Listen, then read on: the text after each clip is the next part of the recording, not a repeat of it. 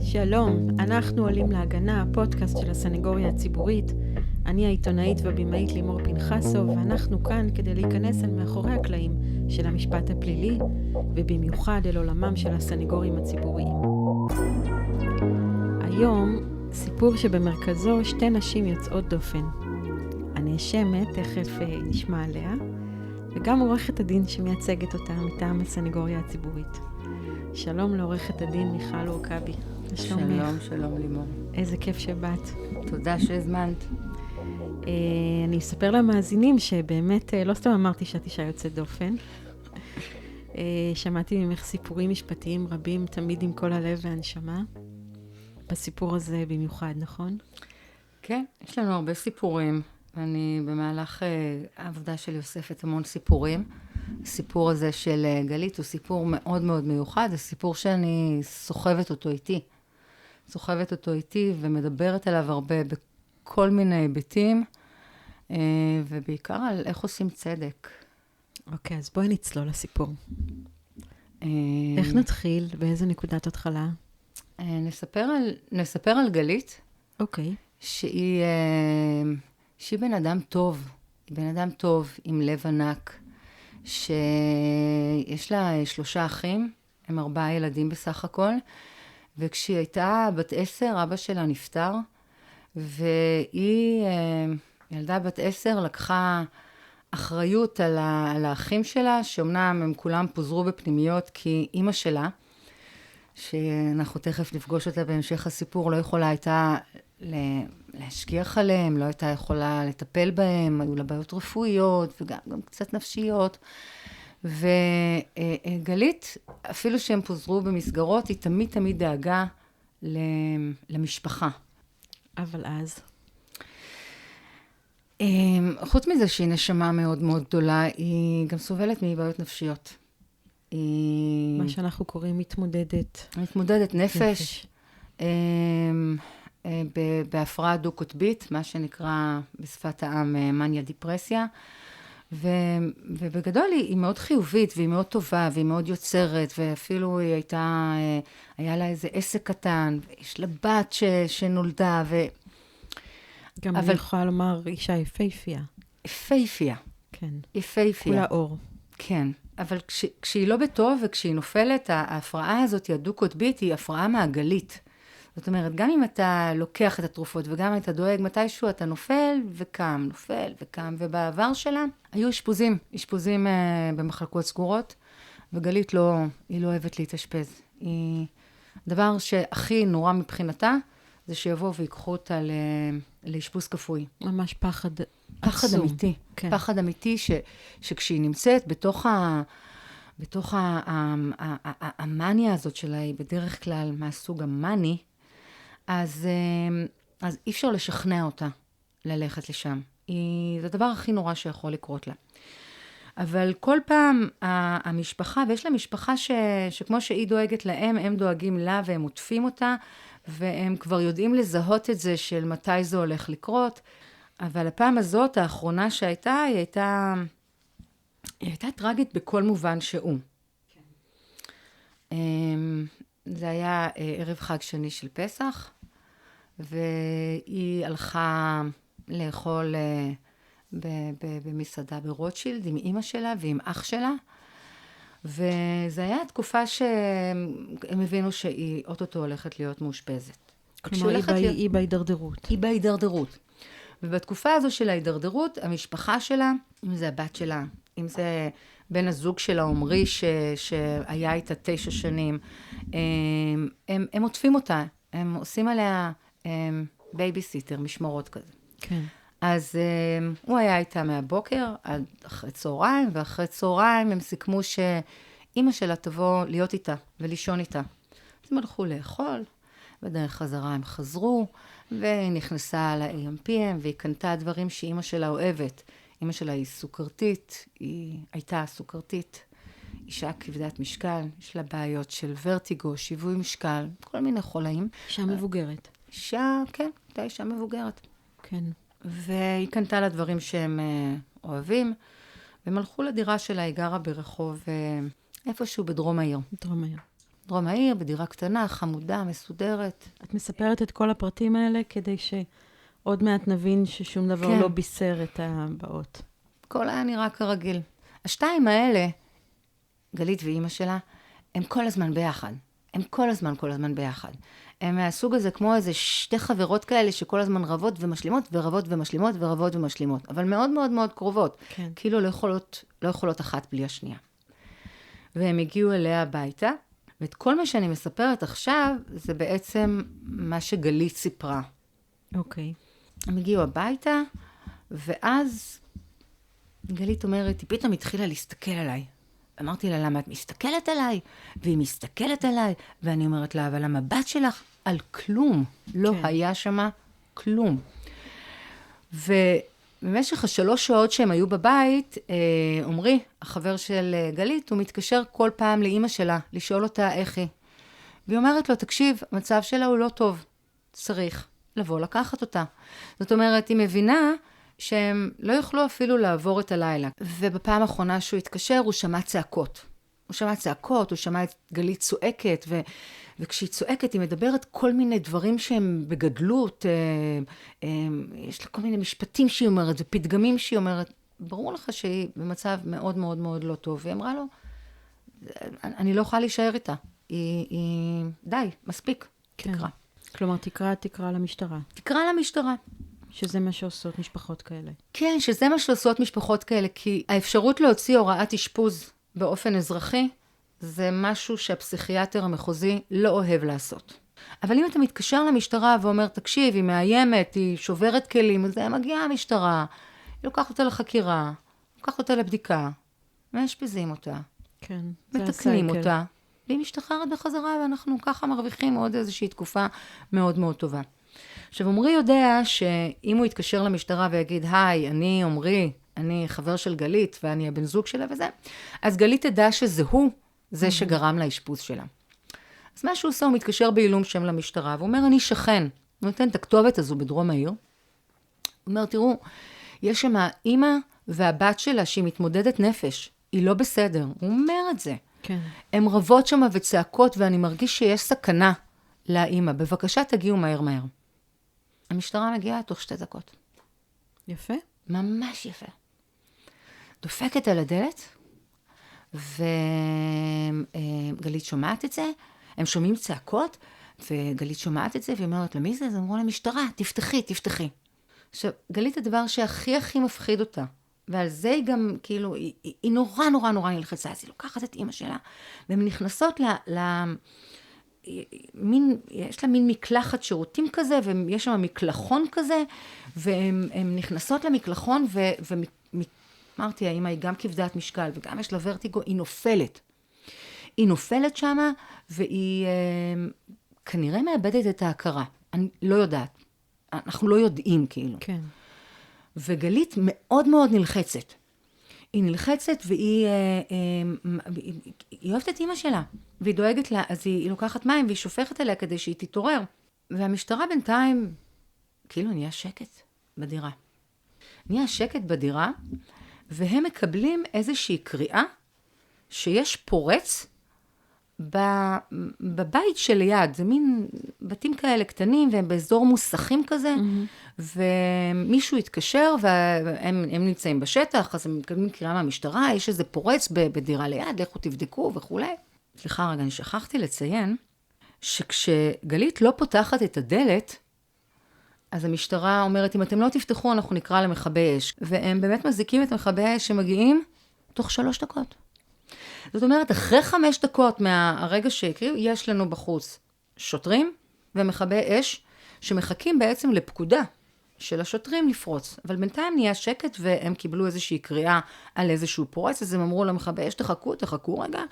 והוא הולך לכתובת שליד, ומה שהוא רואה, הוא רואה את גלית, הולכת על הגג של אחד המוסכים, לבושה בתחתונים וחולצה, וצורחת. תביאו לי את עומרי, תביאו לי את הבת שלי, והיא מוסרת את המספרי טלפון, ואל תקראו למשטרה, אל תבואו המשטרה, תתקשרו לבת שלי ותתקשרו לעומרי. היא נותנת את המספרי טלפון שלהם. אני חושבת שאפשר להגיד גם שזה מצולם, לא? כן, זה מצולם. ואנחנו... הדבר הזה הוא מצולם, ולראות את זה, אי אפשר להבין אחרת. והשוטרים מתקשרים לבת שלה, והבת שלה... לא, בואי נתעכב על זה רגע. זה חלק מאוד כואב בסיפור. אחד השוטרים מוציא מצלמה. הוא משועשע מכל הסיטואציה. אני אגיד לך משהו. אין ספק שזה רגעים מאוד מאוד מאוד נמוכים. אבל זה נותן לנו איזושהי הזדמנות כדי להבין מה קרה באמת ברגע האמת. אם הוא הרי לא היה מצלם את זה, ולא היה לנו תיעוד של הדבר הזה, אז אי אפשר היה, זאת אומרת, כשאתה רואה את זה, אז אתה מבין שהיא לא איתנו בכלל. אבל את חוסכת במילים, אז שאני אתאר? כן. רואים אישה, די ערומה, אפשר להגיד, בטירוף חושים, ממש לא איתנו, צועקת, משתוללת על גג גבוה. עם הציץ ביד. נכון. אני זוכרת, ראיתי את זה לפני כמה שנים, בכינו ממש, זה אחד הדברים העצובים שראיתי. והוא מוציא מצלמה, שוטר, ובמקום לעזור לאישה הזאת, הוא פשוט מצלם אותה, ואפילו נשמע משחקק, אם אני לא טועה. ומה שבאמת, כאילו, אתה מוציא מצלמה, ואתה מצלם אותה, אתה לא זוכר למה באת. נכון. אתה לא זוכר למה באת. אתה זוכר שאתה באת כי מישהו התקשר ואמר שיש מישהי שמתמודדת נפש שתוקפת את אמא שלה, ויש את המכבי אש שהם עומדים שמה. ואתה הלכת לברר איזשהו פורץ, ושוב, לא צריך להיות שוטר כל כך מנוסה בשביל להבין שהיא על הגג, היא הפורץ, ולוקח 20 דקות מהרגע שמגיע מכבי אש, ועד הרגע שהם נכנסים לדירה. 20 דקות. שבה הם מצלמים אותה, הם מתקשרים לבת שלה, לפי טלפון שהיא יודעת לזכור בזה. כן. היא אומרת להם, הבת שלה, תראו, היא במצב לא טוב, היא נורא נורא נורא מפחדת משוטרים. תגידו לה שאתם מכבי אש.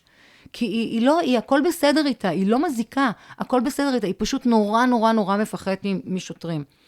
והם לא עושים את הקשר הזה של מה קורה בדירה. ואז כשהם נכנסים לדירה?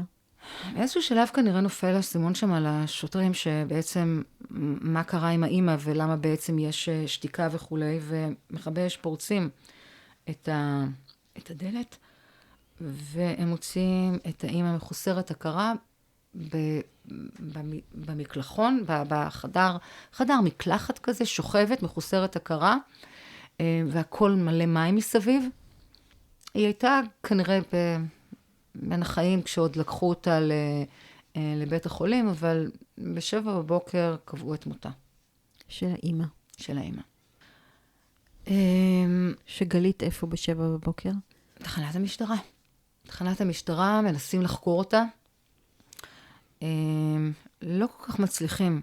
וחוקרים אותה בחשד לרצח. רצח של אמא שלה. לגרימת המוות של אמא שלה. והיא אומרת לה, מה פתאום? מה פתאום? לא, אני פשוט לקחתי אותה לשם, כי היא כל הזמן צעקה וצעקה וצעקה, ואני לא רציתי שהמשטרה תגיע, אז לקחתי אותה, ואז היא נפלה, ואז היא התעלפה, ושמתי עליה מים כדי שהיא תתעורר. אני לא הרגתי אותה. אני לא הרגתי אותה, אני אוהבת את אמא שלי. אני אוהבת את אמא שלי מאוד מאוד. למעשה וקובעים שהאמא מתה מהתביעה בעצם, היא טבעה אז זהו, בהתחלה הייתה אמירה שהיא טבעה, אבל זה לא אמבטיה. איזה מזל שיש לנו מכון לרפואה משפטית. מכון לרפואה משפטית שעשה נתיחה לגופה, אמר, היא לא מתה מתביעה, כי כשמישהו מת מתביעה יש סימנים מסוימים. כן. היא גם לא מתה מחניקה. היא מתה ממה שהם קוראים כשל לבבי. זאת אומרת, זה לא משהו שהיא חנקה אותה, או שהיא הטביעה אותה, או שבהתחלה חשבו, בגלל שהיה הכל רטוב, שאולי היא בלעה מים, אבל היא לא. אז בעצם, וכאן את נכנסת לתמונה? אני נכנסתי לייצוג אחרי שהוגש כתב האישום. כן, ליווה אותה סנגור אחר, סנגור פרטי, שעשה עבודה מצוינת כמובן. כשברור שיש לנו כאן איזשהו עניין נפשי מאוד מאוד קשה. שזה לא נעשה מתוך... רואים את החקירות במשטרה, השוטרים כל הזמן מחפשים על אם היה ריב ביניהם, אם היה איזשהו סכסוך. למעשה כאילו, אני מנסה לחשוב מה מאשימים אותה שהיא לא קראה, שהיא לא פתחה למשטרה את הדלת. באמת? כי יכול להיות שאם המשטרה הייתה נכנסת בזמן, אם היו נכנסים כוחות ההצלה בזמן, יכולו להציל אותה. טוב, וזה לא תפקיד כוחות ההצלה לפתוח את הדלת בזמן? כן, אבל השאלה זה, מה קורה כשאתה לא פותח? זאת אומרת, השאלה זה הקשר הסיבתי, שוב פעם, זה משהו, מונח שהוא משפטי, כן? מה משרשר את המעשים האלה, אם הם גרמו למוות של אמא שלה או לא? ברור שאין פה משהו שהוא בכוונה, וזה גם איזשהו טריק משפטי. תסבירי. בשנת 2016, כשהוגש כתב האישום, יש אחד מסעיפי הרצח, שהוא עונש מאסר עולם חובה. אם אתה הורג את אחד מההורים שלך, או את אחד מהסבים וסבתות שלך, אז זה נחשב לרצח, וזה עונש מאסר עולם. כלומר, קרבה ראשונה? קרבה ראשונה וכאילו הורים. כן, כאילו הורים. זה, אולי משהו מתחום המוסר, שלא תרצה... אני לא יודעת למה. אני מודה שכשהגעתי לתיק הזה, כבר הייתי אחרי 2 עשורים של עריכת דין. אני מעולם לא ראיתי דבר כזה. זאת אומרת, ברור שהיא הייתה במצב נפשי מאוד מאוד לא טוב, וברור שהיא לא רצתה להרוג. למה אתם בוחרים בסעיף רצח? הרי פרקליטות יכולה לבחור באיזה סעיף. נכון, שיש את הסעיף הזה, אבל אתם גם יכולים להאשים אותה בהריגה. למה בחרתם דווקא את זה? היא מה, ראש כנופיית פשע? שצריך... מי? והפרקליטות מבחינתה מתעקשת זה רצח. מבחינתה, כן, ככה זה הסעיף, מי שהורג, מאסר עולם חובה. אני נשלחת לחוות דעת פסיכיאטרית. בחוות דעת הפסיכיאטרית, והם אומרים כולם, היא לא צריכה עונש, היא צריכה טיפול, וזה היה משהו שמאוד מאוד ברור, כמה שחיפשו איזשהו סכסוך, לא הצליחו למצוא. ופסיכיאטרית שבדקה אותה, שהיא גם הכירה אותה, מסיבובים קודמים, קובעת בסופו של דבר משהו, שהוא בעיניי נתפר למידות התוצאות של האירוע, ולא למידות מבצעת האירוע. והיא אומרת שהיא הייתה במצב מניפורמי. שזה אומר? במניה. שהיא הייתה במצב מניפורמי, ושהיא נפגע כושר השיפוט שלה, ונפגעה בצורה משמעותית היכולת שלה לקבל החלטות. אבל היא קשירה. אבל היא קשירה לעמוד לדין. היא קשירה לעמוד לדין, והיא ידעה להבחין בין טוב לרע, ויכולה הייתה להימנע וכו'. אבל איך זה מסתדר? איך זה מסתדר עם מה שאת רואה בסרטון הזה? איך זה מסתדר עם מה שאת רואה עכשיו? כאילו, כשהוא אושפזה, היא מיד לקחה תרופות. היא רצתה תרופות כדי להירגע. היא הייתה מאוד מאוד נסערת. הייתה גם תקופה ששמרו עליה 3 סוהרים וסוהרות 24 שעות ביממה. כי פחדו מאובדנות. כי זה הנהלים של שב"ס. 3 סוהרים וסוהרות, מה שהם עושים כל היום זה להתחלף, אמרתי באיזשהו שלב לשופט, אמרתי לו, אם היו צמודים אליי אנשים 24 שעות ביממה 3 אנשים, אני הייתי משתגעת. אז מישהי שגם ככה היא לא... מה זה כל האכזריות הזאת לאישה הזאת? זה עצוב להגיד, אבל כשמישהו מת, אתה כבר הרבה פחות נדיב לתת את המצב הנפשי, למרות שהמצב הנפשי הוא היה אותו מצב נפשי. לא היה שום הבדל בין הפעם הזו לפעמים הקודמות. רגע, אבל מיכל, בואי נגיד, בסוף נרצחה פה אישה. היא לא נרצחה. אז אולי... היא לא נרצחה. קודם כל, שוב, יש בעיה עם הקשר הסיבתי, כי אמרתי, היא הייתה חולה בכל מיני דברים. אנחנו לא יודעים ממה היא... בסופו של דבר, חוות הדעת, שמנסים להבין ממה היא מתה, היא לא מתה כי היא קיבלה מכה בראש, אוקיי? היא לא מתה כי מישהו עיקה אותה, או שחתך אותה, או שהיא טבעה. לא יודעים ממה היא מתה, היא מתה מקשר לבבי. אתה יכול להגיד, תראי, אם היא לא הייתה באה אליה, ולא הייתה שומרת עליה, ולא היו נכנסים ונופלת שם, אז יכול להיות שהיא הייתה חיה היום. יכול להיות. זה יכול להיות שלה. ואני יכולה להגיד שהבעיה שלי בתיק הזה, בעיקר, היא העניין הערכי. כלומר?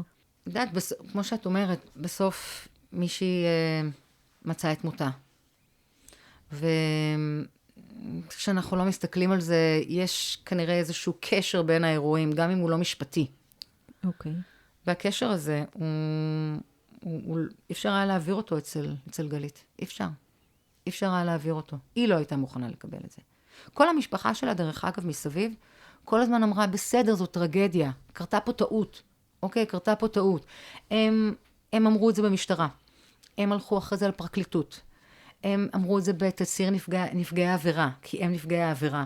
והם אמרו, אנחנו לא רוצים פיצויים, אנחנו לא רוצים שתענישו אותה, אנחנו לא רוצים שתכניסו אותה לכלא, אנחנו רק רוצים שתטפלו בזה איזושהי טרגדיה, והטרגדיה מבחינתנו היא כפולה. היא טרגדיה שהיא כפולה. כי גם את גלית איבדנו. כן, גם את גלית איבדנו, וגם את האמא. ואנחנו רוצים את גלית. היא לא אשמה במוות של האמא. אוקיי? הם לא האשימו אותה אפילו לרגע. מי כן עמד על האישום הזה? המדינה. ואז זה מגיע למשפט? ואז אנחנו פנינו דרך אגב לפסיכיאטר מטעמנו, שנתנו חוות דעת שהיא לא ידעה להבחין בין טוב לרע בעת ביצוע עבירה. אז כלומר, במצב כרגע בשלב הזה במשפט, יש חוות דעת של פסיכיאטר שהפרקליטות הביאה? כן, שהיא טובה לנו, שהיא טובה, שהיא במצב מאני ושהיא, אבל בסדר. אבל היא בסדר. וחוות דעת שנייה שאומרת את אותו דבר, והיא לא בסדר. חוות דעת של פסיכיאטר מעולה ומכונן, שאומרת, היא לא יודעה להבחין מטוב לרע. היא במצב פסיכוטי, מה שנקרא. ואז ככה מגיעים לבית משפט עם שני הצדדים האלה. מגיעים לבית משפט, ודעת, אנחנו צריכים לנהל את המשפט. כדי לעשות דבר כזה, אתה צריך לנהל את המשפט. אתה צריך לחקור את הפסיכיאטרית המחוזית, אתה צריך להביא את הפסיכיאטר מטעמך, לעלות להעיד, זה קשה. זה קשה, כי גלית היא לא... זה קשה לגלית, את מתכוונת. כן, זה קשה בכלל, כי קשה לתקשר איתה, אומנם הייתה קצת יותר טוב אחרי חצי שנה, אבל עדיין לא הכי בטוב. ואת החצי שנה הזו היא הייתה בנווה תרצה. באברבנל. לא, באברבנל. היא הייתה באברבנל, ושומרים עליה סוהרים כל הזמן. באברבנל. באברבנל. למרות שזה מדובר במחלקה סגורה. זהו, מה קורה?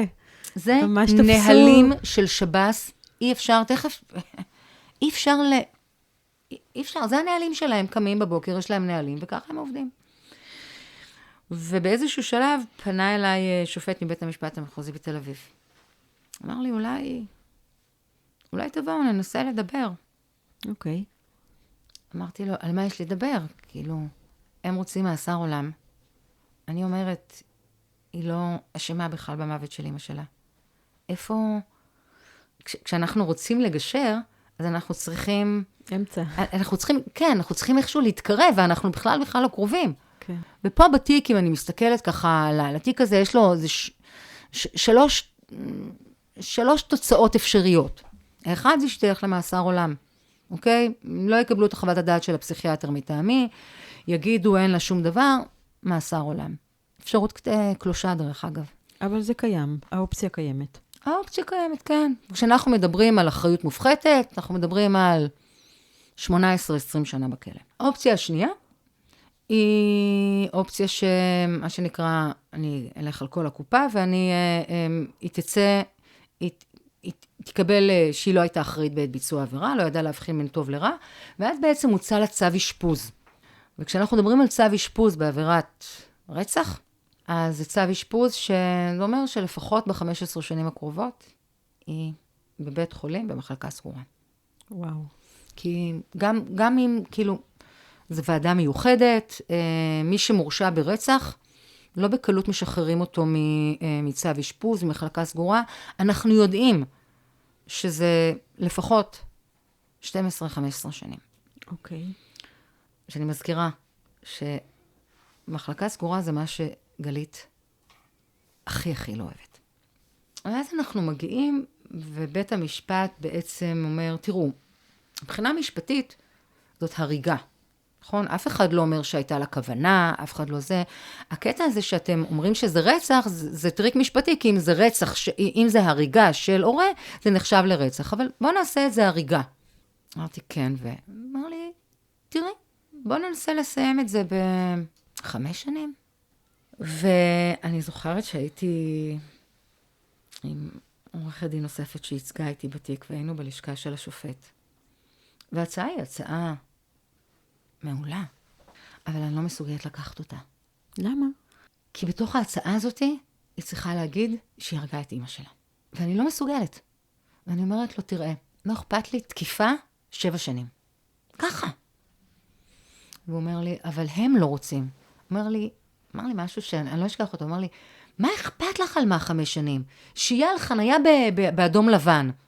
עכשיו, אין ספק בכלל, שזאת התוצאה הכי טובה שאפשר היה להוציא בתיק הזה. כן. והוא אומר לי יותר מזה, היא עוד מעט כבר 10 חודשים באברבנל, אני מנקה את זה, זה נחשב לה. הוא אומר לי, אני אגיד לך יותר מזה, אין, היא תצא בשליש. אני גם הייתי בטוחה שהיא תצא בשליש. אני כבר מגלה שזה לא קרה. והוא אומר לי, אבל תקחי את זה. אמרתי לו, אני לא מסוגל, אבל היא לא תהיה מוכנה. ויצאנו וחשבנו על זה, ואני אגיד שהמשפחה הייתה אצל פרקליט המחוז, והתחננה שלא ישלחו אותה לכלא. התחננה. אמרה לו, בבקשה, אל תשלח אותה לכלא. היא לא הרגה את אמא שלנו. היא לא תוכל לחיות עם זה שהיא תדע שהיא הרגה את אמא. והם לא הסכימו, המדינה לא הסכימה לוותר על זה. למה בעצם? מה זה אכפת לכם? כאילו, את האינטרס של מי אנחנו מייצגים כאן. מה התשובה לזה? אגו? אני לא יודעת, באמת. אני אומרת לך את האמת, אני באמת לא יודעת. לא הצלחתי להבין. בדרך כלל יש איזה מתלונן שנורא רוצה, או משפחה של המנוח שאומרת, אנחנו רוצים לבוא בחשבון וזה. ופה לא, זה כולם. הם היו מיוצגים על ידי עורך הדין מטעמם, והם הלכו והם הסבירו בדיוק למה. למה הם לא מאשימים אותה, ולמה מבחינתם הם רוצים את האחות שלהם, את גלית, כמה שיותר בחזרה אצלהם, והם מבטיחים לשמור עליה זה לא עזר, הם לא היו מוכנים לרדת מהרגע. פרקליטות מתעקשת. היו מוכנים להוריד עוד 0.5 שנה. אבל להישאר עם הריגה. שנים, אבל מה פתאום? כן, רק הריגה. מי שבעצם בסוף שכנע אותה, לקחת את זה, זה האחים שלה. האחים שלה ישבו איתה. ואמרו לה, גלית, בבקשה, אנחנו מבקשים. אנחנו אומרים לך, ככה זה היה מעמד באולם שבאמת מצמרר. אמרו לה, אנחנו אומרים לך, את לא הרגת את אמא. את לא קשורה למוות של אמא. אמא מתה בכלל לא באשמתך. אנחנו מבקשים ממך, מה אכפת לך מה כתוב שמה? לנו לא אכפת מה כתוב שמה. אנחנו רק רוצים שתבואי כמה שיותר מהר החוצה. והם מצליחים לשכנע אותה. והיא מסכימה להודות בזה. כן, מסכימה להודות בזה וללכת ל4.5 שנים. ועכשיו אני אשאל, בית משפט לא אכפת לו שהיא סתם מודה? ובית משפט, בעיניי, כל מה שהוא ראה זה את הטובה שלה, אני מודה. כי אם אני מסתכלת על כל אלטרנטיבה אחרת שיכולה הייתה להיות פה, כולן היו גרועות הרבה יותר. וזה 4.5 שנים בכלא או באברבנל? אי אפשר באברבנל. אי אפשר. אז בכלא, אבל בניקוי הזמן הזה, ואני לא תיארתי לעצמי כמה המעבר לכלא יהיה כל כך קשה. כי מה היה שם? עם כלא זה דבר מאוד מאוד קשה. לנו, האנשים הרגילים, כן. אז בואו נכפיל את זה פי 10. והיו ימים שהייתה מתקשרת אליי, תמיד עניתי לה. שיחות ארוכות. כולה הפי, מאושרת, מהמקום הכי טוב, אל תשאלי, וזה, וחברות כאלה, וזה. או מתקשרת במצב דאון לגמרי. הם לא הצליחו לאזן אותה תרופתית במשך כמעט שנה. והשיא של חוסר האיזון הזה, יש איזשהו אירוע שבו אומרים לה שהיא צריכה לעבור איזשהו תא, מה שנקרא בשביל אסירות רגילות, זה עניין של מה בכך? אוקיי, מה? תא זה. לא איזה תא ענישה, או לא איזה זה, סתם, תעברי תא, כי צריך. והיא נכנסת, והיא מתקשרת אליי, ואומרת לי, הם הולכים להעביר אותי, הם הולכים לקחת אותי, גלית, אל תדאגי, הכל יהיה בסדר, אני אדבר עם זה, כל מה, דיברנו עם זה, אבל... וכשהם באים אליה לקחת אותה, היא עושה את מה שהיא עושה כל פעם כשהיא בהיי שלה, היא לוקחת את כל הבגדים שיש לה, לא הרבה, אבל לוקחת את כל הבגדים שלה למקלחת, והיא עומדת במקלחת, והיא אומרת, אני לא יכולה לעבור עכשיו, אני עושה כביסה. אז בשבס, שוב, הם לא למדו פסיכיאטריה, אז הם מוציאים אותה בכוח, ועוזקים אותה, וגוררים אותה בכל המסדרון, ומרססים אותה בגז פלפל, ושמים אותה בצינוק בהפרדה. האישה החולה הזאת. כי ככה מטפלים באסירות שהן לא עושות את מה שצריך לעשות. וכשהפסיכיאטרית מגיעה אחרי כמה ימים, היא מוציאה הוראת אשפוז, כי היא במצב שצריך לאזן אותו, והיא עוברת לאברבנל לחודש לטיפול. עכשיו, יש איזשהו עניין עם אסירות שהן מתמודדות נפש, ושהן נמצאו קשירות, והן מרצות את המאסר, אבל אין להן באמת טיפול מתאים. כי אם והיו לי אסירים שהם היו מתמודדי נפש, אז יש בתוך שב"ס, יש מחלקה שהיא מחלקה של בית חולים של מתמודדי נפש של באר יעקב, שנמצאת בתוך הכלא, שנקראת מב"ן. מחלקה לבריאות נפש. אבל זה לגברים. רק לגברים. ויש גם מתחת למב"ן עוד איזושהי מחלקה שנקראת, עוד איזשהו אגף שנקרא אגף מגן, שהוא לאנשים האלה שהם חולים, הם שבירים יותר, ואיזשהו מקום שאפשר לטפל, ולאסירות אין את זה. אין את זה. והדרך היחידה לטפל זה צריך להוציא אותה לאברבנל. ואת זוכרת מה קורה באברבנל, לימור? כן. מה קורה באברבנל? 3 סוהרים. 3 סוהרים. שיושבים איתה. והפעם הם גם, מה שנקרא, הלכו על זה עד הסוף, הם מזקו אותה ברגל וביד למיטה. כי היא מתפרעת. כי היא מסוכנת. וזה הגיע עד למנהל בית החולים אברבנל, שאמר שהוא לא מסכים שיחזיקו אותה ככה, אבל הם יש להם את הנהלים משלהם. והיא שייכת לשב"ס. אנחנו הגשנו עתירה לבית משפט. אמרנו, סליחה, אבל היא במחלקה סגורה. ונכון שהיא כעוסה, רגוזה, מקללת וזה, היא חולה. היא חולה, זה חלק מהמחלה שלה. והיא מנהל בית החולים ומנהלת המחלקה הסגורה, אומרים, אנחנו לא צריכים שתעסקו אותה. אז באופן כללי אנחנו גם לא צריכים שתהיו שם, אבל אם אתם שם, כן. אז אל תפריעו. אז למה להשפיל אותה? למה? כי תחשבי שאתה אזוק, אם אתה רוצה לקום לשירותים, מה? והוא מוציא החלטה מאוד מאוד ביקורתית כלפי שב"ס, ואומר, אנחנו לא צריכים להשפיל אותה, אנחנו לא צריכים להתייחס, אנחנו צריכים לטפל בה. והיא מטופלת שמה, והיא חוזרת בחזרה לנווה תרצה. ואז אנחנו מנסים להניע את העניין הזה של השליש, כי אתה אומר לעצמך, זה מעשה הראשון שלה, יש לה משפחה בחוץ, בסך הכל גם גזר הדין היה מאוד כן. חיובי בגדול. אז הגשתי עתירה. וכשהגשתי את העתירה... את לא מפסיקה לעבוד בתיק הזה. לא, אני אמרתי לגלית, זה היה רגע מאוד מאוד קשה, הגזר דין. אני סוחבת את התיק הזה כמו אני לא יודעת מה. ואמרתי לה, גלית, עד שאת לא יוצאת החוצה, אני לא עוזבת אותך. אני לא עוזבת אותך. וואו. לא משנה מה. אני לא עוזבת אותך. בדרך כלל אני לא מלווה לקוחות שלי אחרי, אני גם לא כך מבינה בזה. והגשתי עתירה כדי שהיא תצא לחופשה, ואז בעתירה הזאת קרה מקרה נורא. אנחנו מגיעים ואני מנסה להבין, ואז הם אומרים, כן, יש לי ידיעה מודיעינית, היא נהגה באלימות, והם זרקו את התאריך הזה. ואז עמדתי שמה ונרדו לי דמעות. על איזה אירוע אלימות הם מדברים? על האירוע הזה שבסוף היא הייתה חודש מאושפזת באברבנל, במצב פסיכוטי. אני אומרת, כאילו, מילא אין לכם את הכלים לטפל באנשים שמתמודדי נפש, ואתם אמורים שיהיה לכם את הכלים, כי אם אין לכם את הכלים, אז אל תחזיקו מתמודדי נפש. אוקיי, תגידו, אנחנו לא יכולים להחזיק מתמודדי נפש, תמצאו להם פתרון אחר.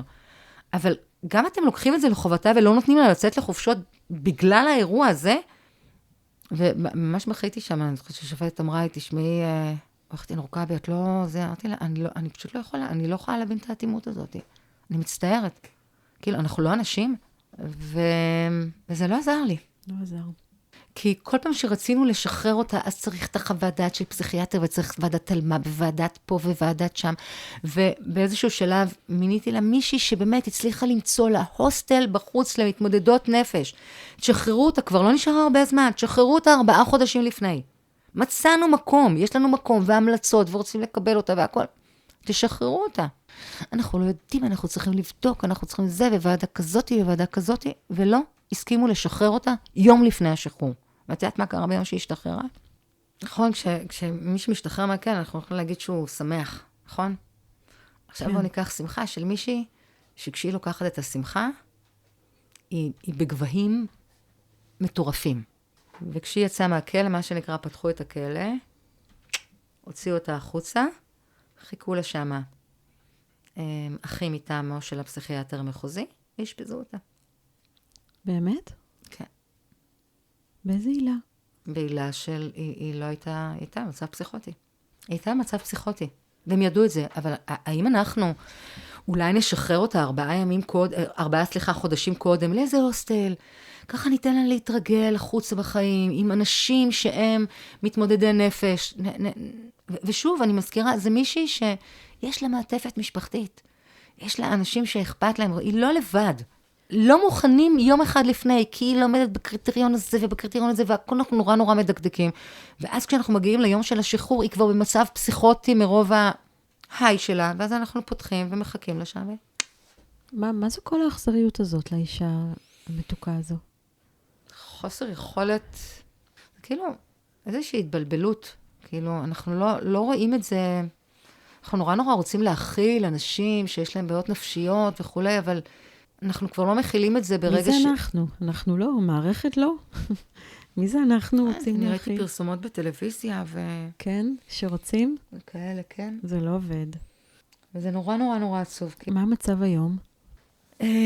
דיברתי איתה לפני איזה, יודעת מה, לפני איזה כמה חודשים. נשמעת מאושרת. היא נשמעת מבסוטה. היא בבית. כן, היא בחוץ. היא בחוץ. כן, היא בחוץ. במשפחה כשהיא בטוב, אז היא בטוב. את יודעת להסביר לעצמך איך את כל כך נתפסת בסיפור הזה? גליתי חברה. חברה? לא, היא חברה, כאילו, אני אומרת, אנחנו בנות אותו גיל. ואני נקשרת ללקוחות שלי. משם אני עובדת. כן. משם זה מה שמפעיל אותי. איך נסכם? מה למדנו? מה נרצה שיהיה בעתיד? איך אפשר לסכם את הסיפור הקשה הזה? אני חושבת שהמדינה הייתה יכולה לוותר לה. אני אומרת, לוותר לה במרכאות, על המסע המאוד מאוד מאוד כבד הזה. ואנחנו כחברה היינו יכולים? אנחנו חברה בטוח יכולים. אני חושבת שכל מי ששמע את הסיפור הזה יכול להגיד, זה סיפור טרגי. כן. אוקיי? זה סיפור טרגי, אבל לא תמיד בסיפור טרגי אנחנו צריכים למצוא את האשם. אוקיי? זאת אומרת, לא תמיד יש את האיש הרע שצריך להעניש אותו. לא תמיד יש את האיש הרע שצריך להעניש אותו. לא תמיד, לפעמים תאונות קורות, וזו תאונה קשה שקרתה, אבל היא סוג של תאונה. תודה רבה לך. תודה לך. עד כאן הפרק הזה של עולים להגנה, פודקאסט של הסנגוריה הציבורית. אני רק אודה לרועי בן יוסף על ההפקה הטכנית, ולאביאל קריב ואורי שלב על הסיוע בהפקת הפרויקט כולו. ואתם מוזמנים לשתף את הפרק ולדרג אותנו בספוטיפיי ובאפל. זה עוזר לנו להגיע לעוד אנשים. תודה רבה, להתראות.